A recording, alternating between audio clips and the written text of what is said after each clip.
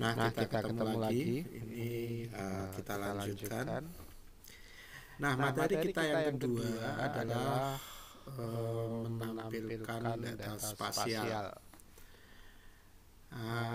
Untuk menampilkan data spasial, kita harus mengambil data tersebut dari folder yang sudah kita persiapkan. Nah, di sini kebetulan saya punya beberapa data, ya. Ini diantaranya ada dua kalau kita lihat nanti. Yang pertama adalah data raster, yang kedua adalah data vektor. Nah, untuk memudahkan sebentar saya rubah.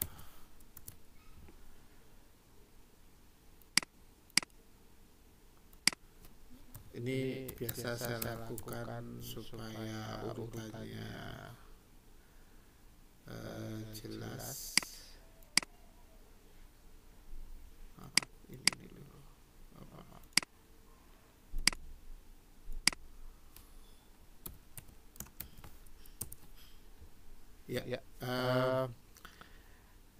Kalau kita lihat data vektor admin ini sudah saya pilihkan desa seluruh Indonesia. Ya, ini kalau nggak salah dari data BPS. Walaupun ini secara batas wilayah kurang akurat, tetapi bisa menggambarkan desa seluruh Indonesia. Ya. Nah, yang data ini adalah berisi citra-citra satelit. Ya. Kalau kita lihat ada berbeda di sini data vektor dan raster. Data vektor ini basisnya seperti yang saya jelaskan di PowerPoint, ya, berisi koordinat segmen dari garis yang membentuk grafis. Ya. Kalau data raster ini terdiri dari piksel-piksel yang berisi nilai-nilai piksel. Ya. Sedangkan data tabular ini adalah berisi tabel sebenarnya. Ya. Jadi kalau kita bisa kelompokkan yang 1 dan 2 ini adalah grafisnya, bisa berupa vektor maupun raster, dan yang ketiga adalah data tabular, ya, berupa atribut. Ya. Nanti atribut. Nah, itu yang nanti akan kita kaitkan antara atribut dengan grafisnya. Oke. Sedang yang ini data Indonesia. Nanti kita akan bahas belakangan aja. Ya. Oke. Sementara saya tutup dulu. Kita kembali ke map. Ya. Nah, untuk menampilkan data ada beberapa cara. Ya. Jadi di dalam ArcGIS ini kita bisa memanggil data melalui add data atau bisa menarik dari ini katalog, ya, dari katalog ini. Ini kita bisa ambil dari data yang kita miliki. Ya. Nah, kita akan coba, ya, kita panggil datanya. Nah, ini juga perlu kita ketahui kalau kita mau menampilkan data. Ya. Sebentar, ini kita. Nah, ini adalah beberapa data yang saya miliki. Ya. Nah, kalau kita ingin menambahkan folder kerja, maka kita bisa menambahkan folder ini, ya. Kalau enggak kita harus mulai dari rootnya. Tapi kalau Anda mau menambahkan berdasarkan data yang sudah kita persiapkan, misalnya saya ulang. kita connect to folder, ya. Ini kita pilih di mana kita menyimpan datanya. Kebetulan saya di drive A. Nanti Bapak Ibu semua disesuaikan dengan di mana menyimpan datanya. Ya, nah ini kebetulan saya simpan di sini pelatihan MAP, ya. Di sini ada data. Ya. Nah, misalnya saya masukkan di data, kemudian saya oke. Maka dia bisa langsung menyesuaikan folder connection-nya. Jadi kita tidak repot harus mencari mulai dari root drive-nya, kemudian kita cari ke data yang kita inginkan. Oke, ya. Nah, kalau ini sudah dibuat semacam ini enak nanti, ya. Jadi kalau saya mau panggil data, tinggal nanti kita pilih di sini, langsung aja dari sini, ya. Simple sekali. Saya ulangi, ya. Misalnya dari E, saya tutup dulu, ya. Nah, seperti ini kita langsung cari yang di sini pelatihan MAP 2020. Nah, data kita sudah ada. Simple. Nah, jadi kalau kita sudah punya connection foldernya, kita tidak akan repot. Nah, kita bisa juga ambil dari katalog tadi. Nah, ini di dalam katalog sudah ada folder connection. Ya, kita tinggal buka, data kita sudah ada di sini, ya. Nah, ini sebenarnya terdiri dari banyak data, ya. Bahkan ada yang di GIS server, artinya ada di tempat lain, di cloud, ya. Nanti saya akan jelaskan ke sana. Sekarang kita mungkin tidak bicara ke sana dulu. Nah, misalnya saya ingin menampilkan data raster, ya. Di sini ada citra Aster, ada citra Ikonos, dan ada citra Landsat. Ya, kalau kita lihat, ya. Nah, di sini jika bentuknya seperti ubin, ya, kotak-kotak semacam itu menunjukkan data raster. Tetapi kalau kita lihat di sini, nah, data vektor admin yang ada di sini, ini desa, ini bentuknya poligon. Ya, kita kecil, ya ini. Nah, ini bentuknya poligon. Ya, ini tinggal kita tarik aja. Iya. Nah, nanti dia akan menampilkan data desa seluruh Indonesia. Nah, ini kita bisa lihat. Ya. Simple sekali. Ketika ini kita tarik ke sini, maka di sini sudah muncul layernya. Ya, ini layer desa. Nah, di sini kalau kita perhatikan ada tanda cek, ya. Kalau tanda cek ini kita matikan, maka tidak tampil. Walaupun data ini ada, tetapi tidak tampil. Kalau ceknya ini kita hidupkan, dia akan tampil lagi. Ya, saya ulangi. Kalau kita mau menarik data ini lagi, artinya menghilangkan data ini, tinggal kita remove. Selesai. Ya, datanya tidak hilang, tetapi tidak kita tampilkan di, bukan delete, ya, tapi remove, ya. Nah, kalau kita ingin menampilkan data citra, misalnya Merapi, ya, ini tinggal kita geret ke sini saja. Ya, ini datanya sudah tampil. Sekarang kita lihat apa bedanya dengan yang tadi. Kalau data raster, ya, data raster ini adalah perpaduan dari berbagai band, ya, saluran, ya, berbagai saluran.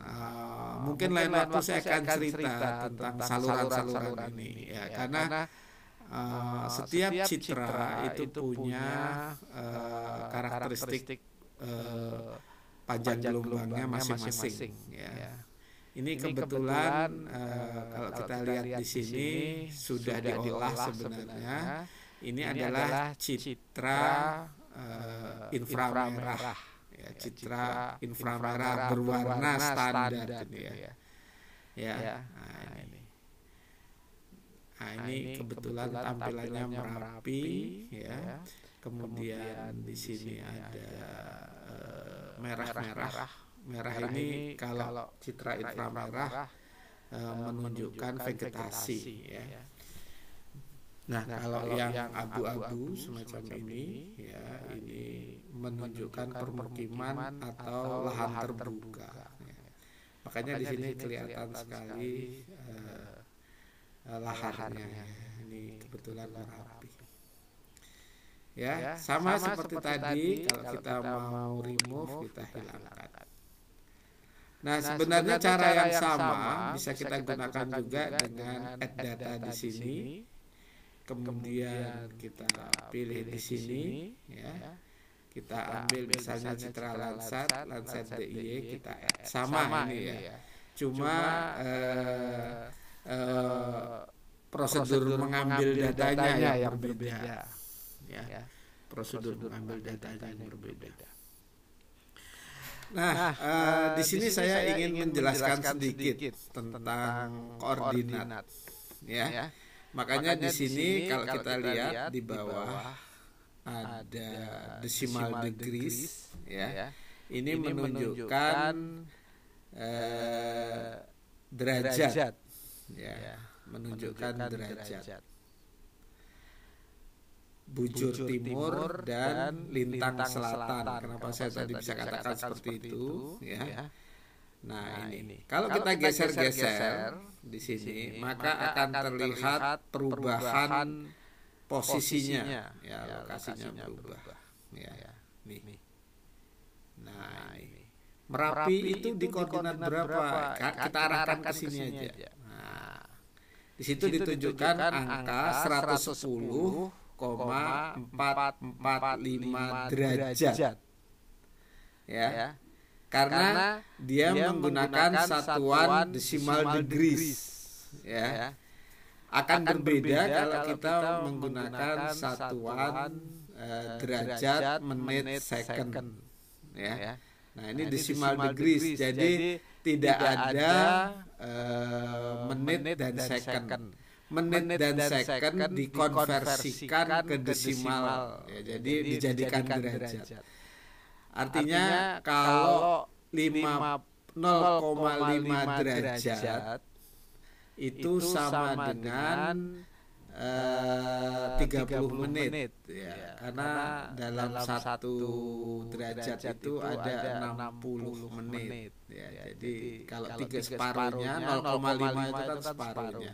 Jadi 30 menit. Seterusnya, ya. Termasuk juga 1 menit sama dengan 60 detik, ya. Jadi itu pembacaan dengan desimal menit second seperti yang saya jelaskan di PowerPoint, ya. Nah, kalau ada tanda minus di sini, maka itu berarti lintang selatan, ya.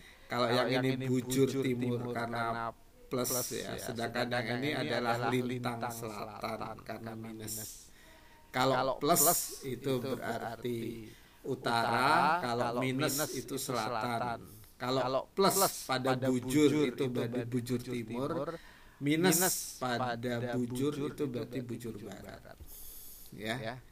Nah, ini kalau yang ini beda,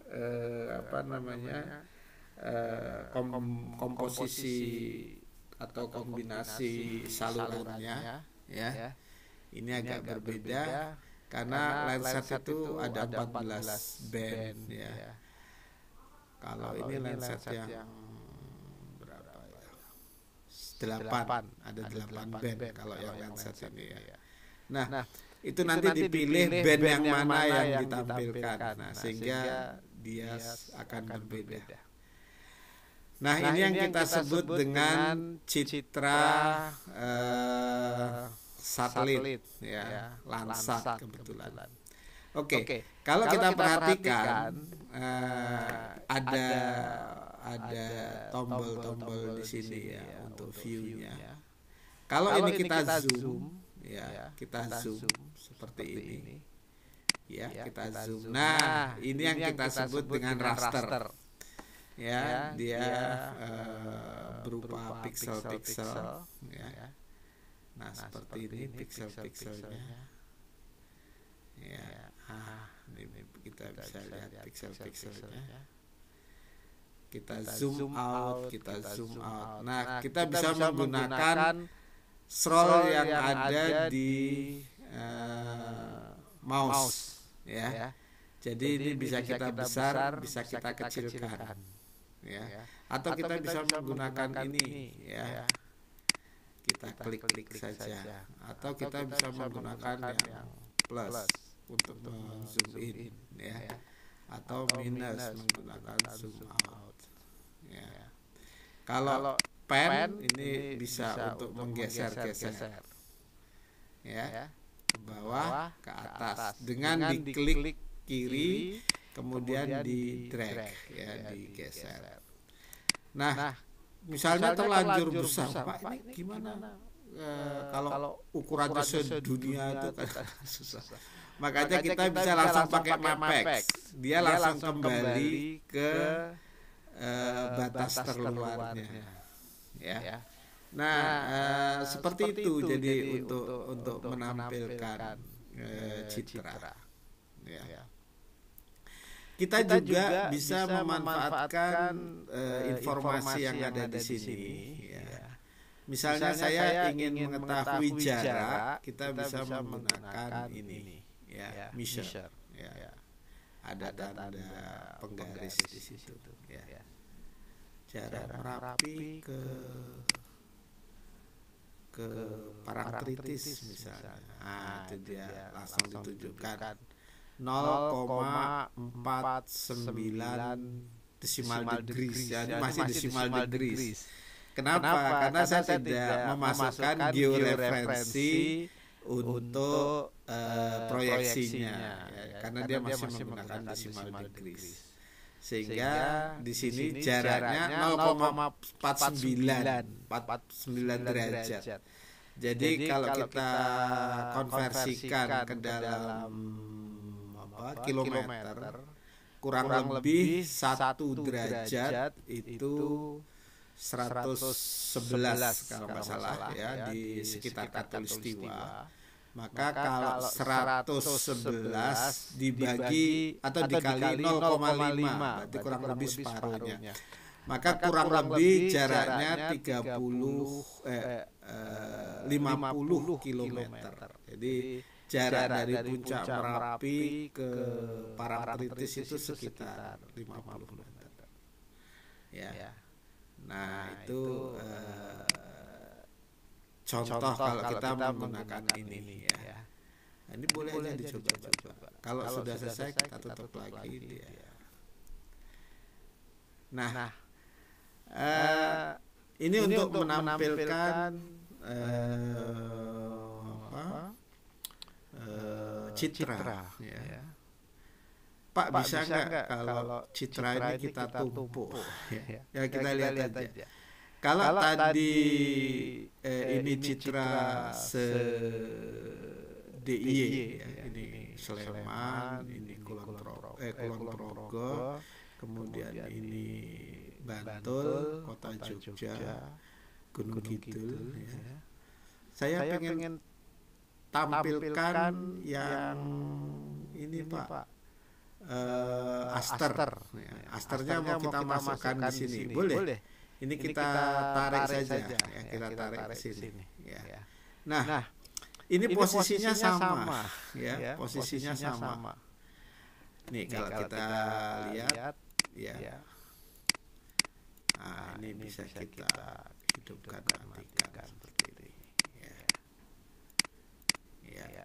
Nah, sebentar saya lihat, saya zoom in di sini ya. Nah, ya. Ini adalah aliran lavanya misalnya. Kita lihat ternyata bergeser ya. Dulu di sini, sekarang ke sini. Jadi aliran lahar itu bisa berpindah-pindah. Ini setelah kejadian lahar yang tanggal berapa ini bisa kita geser sedikit ya. Tahun 2010 ya. Ya, ini bergeser. Nah, kita bisa memanfaatkan ini ya, swipe ya. Ini untuk melihat ini harus saya cara ya.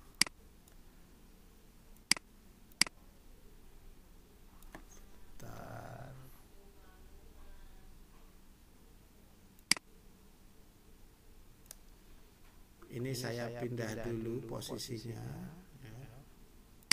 Urutannya bisa kita pindah. Kita harus pindahkan ini dulu ke sini untuk melihat posisinya. Kalau tadi yang ini ya, ini 1, 2, 3, 4, 5, ada beberapa pilihan ya. Nah, kalau kita pilih yang ini, kita bisa melihat mana yang di atas, mana yang di bawah ya. Misalnya saya pindah posisinya ya. Yang tadi di atas saya pindah ke bawah. Kita klik, kita drag ya. Kita klik, kita drag ya. Jadi kita tahu posisinya pindah. Nah, ini bisa kita geser. Lihat. Nah, ini kita bisa melihat ternyata pindah posisi aliran laharnya ya. Jadi ini fungsi-fungsi semacam ini bisa kita manfaatkan ya untuk menampilkan data spasial yang kita miliki. Nah, kalau kita ingin merubah Pak yang saya geser-geser yang bawah, nah boleh saja. Ini kita pindahkan posisinya untuk pergeseran ini. Jangan lupa ini kita pindah ke bawah ya, sehingga di sini sama saja. Hanya kita balik saja ya. Boleh dilihat. Jadi ini kita bisa tumpuk ya. Jadi ada berapa layer? Ada banyak layer yang bisa kita tampilkan di sini ya, ada banyak layer. Ya.